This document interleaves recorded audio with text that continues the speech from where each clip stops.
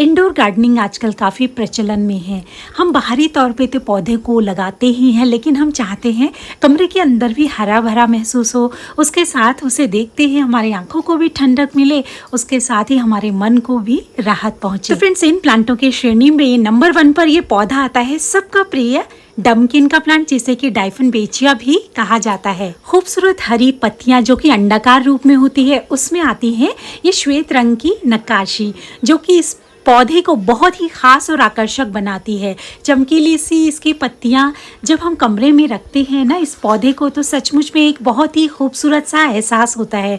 उसके साथ ही फ्रेंड्स, ये एक बेस्ट एयर प्यूरिफाइंग प्लांट है। फ्रेंड्स, अपने आसपास की हवा को ये शुद्ध करता है। उसके साथ ही जो विषाक्त गैस होती है उसको ये एब्जॉर्ब करता है। उसके साथ ही फ्रेंड्स, फुल सनलाइट में तो इसे बिल्कुल ना रखें, पार्शियल शेड में इसे ग्रो करें। उसके साथ ही जहाँ पर भी इसे रखें, इसे छन करके धूप वहाँ पर मिलती रहे, और हवा की आवाजाही इसके लिए बहुत ही आवश्यक है। चाहे तो आप इंडोर भी रख रहे हैं, वैसे तो कहूँगी फ्रेंड्स, पूर्ण रूप से कोई भी पौधा इंडोर नहीं होता है, क्योंकि मैं इसी पौधे को जब मैं इंडोर रखती हूँ ना, ये इसकी पत्तियाँ थोड़ा 2-3 दिन में लटक सी जाती हैं। तो फ्रेंड्स, इसका कारण ये है कि जहाँ पर मैं इसे रखती हूँ वहाँ पर प्रकाश की व्यवस्था बिल्कुल नहीं है। हवा थोड़ा बहुत मिलती है, लेकिन फिर भी पौधा इफेक्ट करता है। तो इसीलिए आप इसके लिए विशेष ध्यान ये रखें, जहाँ पर इसे रखें वहाँ पर इसे फ्रेंड्स छन करके धूप इसे अवश्य मिले। उसके साथ ही वहाँ पर हवा की आवाजाही हो। चाहे तो आप खिड़की में इसे रख सकते हैं। तो फ्रेंड्स, बात आती है कि इसके लिए हम मिट्टी किस तरह की बनाएं। तो फ्रेंड्स, जो रेशियो मैं यूज़ करती हूँ, मैं 30% नॉर्मल जो गार्डन सॉइल है उसे यूज़ करती हूँ। उसके साथ ही इसमें 30% रेत की मात्रा में डालती हूँ। बाकी बचा 30% मैं इसमें गोबर की खाद यूज़ करती हूँ, या तो कंपोस्ट, पर मैं ज़्यादातर गोबर की खाद ही इस्तेमाल में लाती हूँ। उसके साथ ही 10% मैंने इस बार इसमें चावल की भूसी का प्रयोग प्रथम बार किया है। उसके साथ ही खाद के विषय में मैं बताऊं तो 1 महीने में मैं इसे गोबर की खाद की 2 मुट्ठी, जिसमें कि फ्रेंड्स 2 चम्मच नीम खली का पाउडर मैं अवश्य मिलाती हूँ, क्योंकि फ्रेंड्स इसका जो स्टेम होता है ना, उसमें फ्रेंड्स ऑलरेडी वाटर होता है, तो जिसकी वजह से इस पौधे में फंगस की प्रॉब्लम होती है। और बरसात में इसे बहुत अधिक ना रखें फ्रेंड्स, क्योंकि बरसात में इसके गलने के चांसेस बहुत ज़्यादा होते हैं। ऐसा बिल्कुल ना करें फ्रेंड्स कि बरसात आपके यहाँ लगी हुई है, आपने इसे बरसात में ही छोड़ रखा है, उससे इसके स्टेम्स गलते हैं, जिसकी वजह से फंगस क्रिएट होती है और आपका पौधा फिर मर जाता है। इसमें फ्रेंड्स, आप देख सकते हैं कि मैंने इसमें जो अंडे होते हैं उसके छिलकों का प्रयोग भी मैंने किया है। आप मेरे पौधे की ग्रोथ आप देख सकते हैं, कितने बड़े बड़े इसके पत्ते हो रखे हैं। तो फ्रेंड्स, मैं नियमित तौर पर इसके पत्तों को गीले कपड़े से मैं पोंछ दिया करती हूँ। आपको पता होगा कि ये पत्ते ही हैं जो हमारे पौधे को भोजन बनाकर देते हैं। तो फ्रेंड्स, अगर पत्ते साफ होंगे तो प्रकाश संश्लेषण की क्रिया होगी, वो बहुत अच्छे से होगी, जिससे कि हमारे पौधे में बहुत अच्छी हमें बढ़त दिखाई देती है। उसके साथ ही एक प्लांट ये है फ्रेंड्स, जो कि मैंने कटिंग के माध्यम से कुछ समय पूर्व लगाया था। अभी आप देख सकते हैं इतनी अच्छी इसकी बढ़त चल रही है। तो फ्रेंड्स, ये पौधा जितना दिखने में खूबसूरत है, उसके साथ साथ ये जहरीला भी होता है।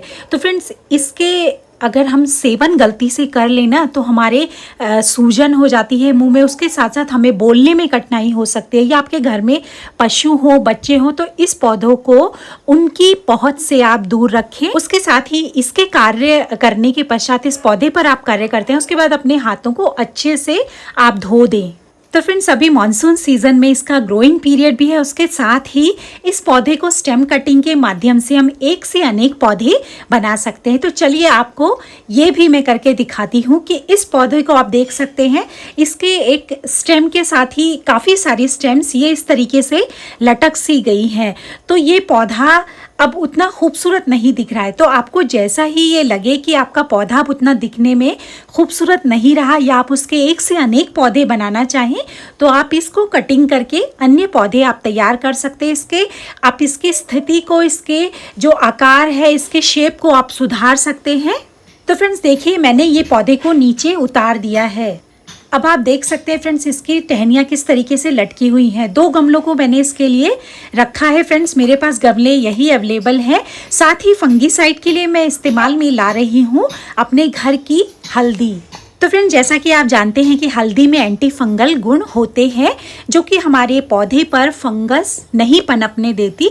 तो इसके लिए मैंने हल्दी ले ली है। चलिए इस गमले में से थोड़ा सा मैं मिट्टी को खोद लेती हूँ। साथ ही गमले की मिट्टी में मैंने थोड़ा सा फंगीसाइड पाउडर जो मेरे पास अभी उपलब्ध था, मैंने थोड़ा वो भी इसमें मिला दिया है। तो फ्रेंड्स, मैंने तो अभी नॉर्मल गार्डन सॉइल ली है जिसमें कि गोबर की मात्रा भी है और रेत की। आप चाहे तो इसकी कटिंग को प्योर रेत में भी ग्रो कर सकते हैं। चाहे तो फ्रेंड्स आप रूटिंग हार्मोन का भी प्रयोग कर सकते हैं। मैंने आज तक रूटिंग हार्मोन का प्रयोग कभी भी अपनी गार्डनिंग में नहीं किया है। इसके तने को काटने के लिए फ्रेंड्स आपसे कहूँगी कि आप साफ़ सुथरा कोई भी चाकू हो या आपके पास जो भी टूल हो वो साफ़ सुथरा हो। तो फ्रेंड्स, इस तने को अलग करने के बाद आप इसके नीचे की पत्तियों को इसके तने से अलग कर देंगे, जिससे कि हम इसे मिट्टी में जब लगाएंगे ना तो ये मिट्टी के संपर्क में आकर के वहाँ पर फंगस ना बनाए। तो इस तरीके से फ्रेंड्स देखिए, मैंने ले लिया है ये हल्दी पाउडर और उसको इस तरीके से इसमें डिप करके मैं इस पौधे को मिट्टी में लगा दूंगी। तो फ्रेंड्स, मैंने तो हल्दी का प्रयोग किया है। आप चाहे तो फंगीसाइड पाउडर आप यूज़ कर सकते हैं। उसके साथ ही फ्रेंड्स चाहे तो आप एलोवेरा जेल को भी इसके लिए इस्तेमाल में ला सकते हैं।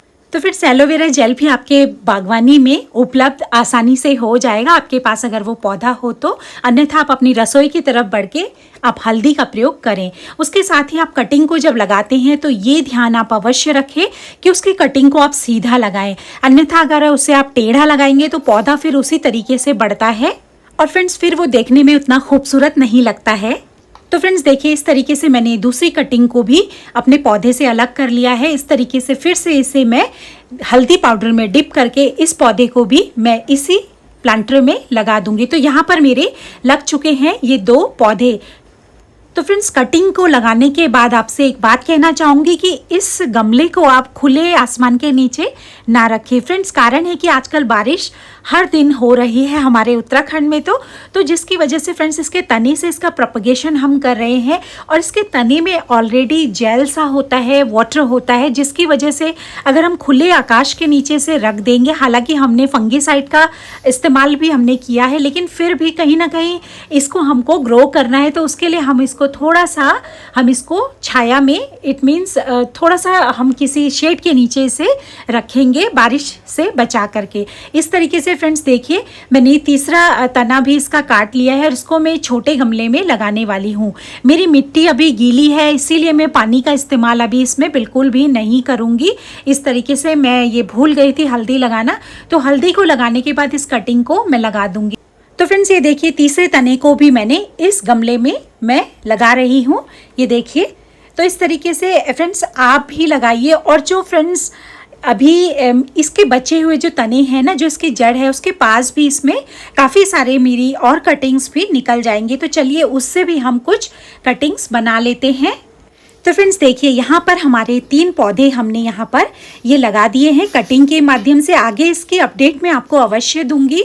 उसके साथ ही चलिए कटिंग से और पौधे हम लगा लें।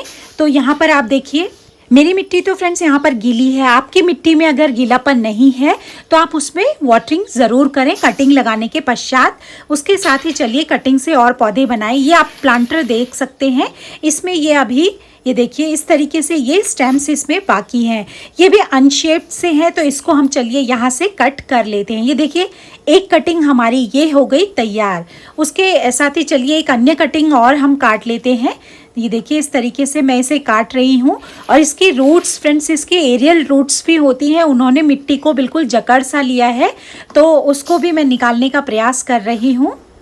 काफ़ी मशक्क़त के बाद ये देखिए, इस तरीके से मैंने ये एरियल रूट्स के साथ इस तने को यहाँ से निकाल दिया। इन एरियल रूट्स को हम इस स्टेम से हटा देंगे। ये आप देख सकते हैं, इस तरीके से हमारी 2 कटिंग्स ये तैयार हो गई। तीसरी कटिंग हम और निकालते हैं। एक कटिंग हमारी ये तैयार हो गई। उसके साथ ही फ्रेंड्स एक जड़ और बची है, उसमें से भी हम एक तना और काट लेते हैं। तो फ्रेंड्स इस तरीके से मैं आपको कर करके इसलिए ये बता रही हूँ, ये प्रक्रिया को मैं दोहरा रही हूँ कि आप भी अगर आपके पास डम्किन का प्लांट है तो आप उसको इस तरीके से, आपका स्टेम काफ़ी बड़ा हो गया है तो आप इस तरीके से कर सकते हैं। ये देखिए, यहाँ पर इसकी ये आँख सी बनी होती है, तो इसको आप चाहे तो इसको आप इस तरीके से लंबाई में लगाएं, अन्यथा आप इसको इस तरीके से भी मिट्टी में लगा सकते हैं और चाहे तो आप इस तरीके से खड़ा करके भी इसे लगा सकते हैं। दोनों ही प्रक्रियाओं में ये आसानी से हो जाता है। तो फ्रेंड्स, इन काटे गए तनों को मैं 5 या 6 ये प्लांट हो जाएंगे मेरे आगे, तो इन सभी तनों को मैं इसी गमले में लगा दूंगी। उसके साथ ही फ्रेंड्स, इसका मैं अपडेट आपको अवश्य आगे की वीडियोस में दूंगी। देखिए, इस तरीके से इसको कुछ भी नहीं करना है, आप इसको इस तरीके से खड़ा करके लगा दीजिए, अन्यथा आप इसको लिटा करके भी लगा सकते हैं। दोनों ही प्रक्रियाओं में ये अवश्य ग्रो करेंगे। उसके साथ ही इसमें फंगिसाइड का ज़रूर आप इस्तेमाल में लाएं। तो फ्रेंड्स, आपसे बात करूं कि इस प्रक्रिया के द्वारा मैंने पौधे को क्या तैयार किया है, तो बिल्कुल किया है फ्रेंड्स। मैंने 2 गमलों में जो पौधे आपको इन डमकिन के दिखाए, वो दोनों के दोनों मैंने छोटी छोटी कटिंग्स के माध्यम से आज इतने बड़े वो प्लांट्स हो गए हैं।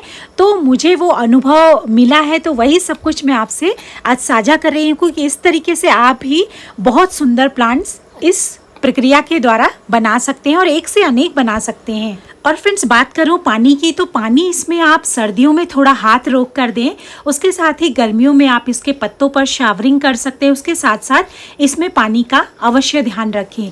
तो फ्रेंड्स, आप अपने पौधे में अगर पूर्ण रूप से बढ़त चाहते हैं ना, जैसे कि मेरे पीछे रखे गए पौधे में है, तो वो मैंने बसंत ऋतु में ही उसे कटिंग के माध्यम से लगाया था। ये सफ़ेद वाले प्लांटर में जो बड़ा पौधा है, इसको मैंने बसंत ऋतु में कटिंग के माध्यम से लगाया था। तो अगर आपको चाहते हैं कि आप उसको इस रूप में देखें, तो उसको बसंत ऋतु में आप इस तरीके से कटिंग से लगा लें। अन्यथा आपने नहीं भी लगाया है ना, तो बिल्कुल आप चूके नहीं, इसे अभी भी लगा सकते हैं, इसे वर्ष भर लगा सकते हैं। तो आई होप फ्रेंड्स कि आपको मेरी ये डमकिन के विषय में जानकारी बहुत अच्छी लगी होगी और यूज़फुल आपके लिए रही होगी। अगर रही हो तो उसके लिए मैं आप सभी मित्रों से कहना चाहूँगी, लाइक करें, सब्सक्राइब करें और इसे खूब सारी शेयरिंग करें। उसके साथ ही मिलती हूँ आपसे फिर से एक नई ऐसी वीडियो में, जिसमें कि आपको दूंगी मैं ऐसी ही कुछ पौधों के विषय में जानकारी। तो मिलते हैं एक नई वीडियो में। नमस्कार और धन्यवाद आप सभी मित्रों का।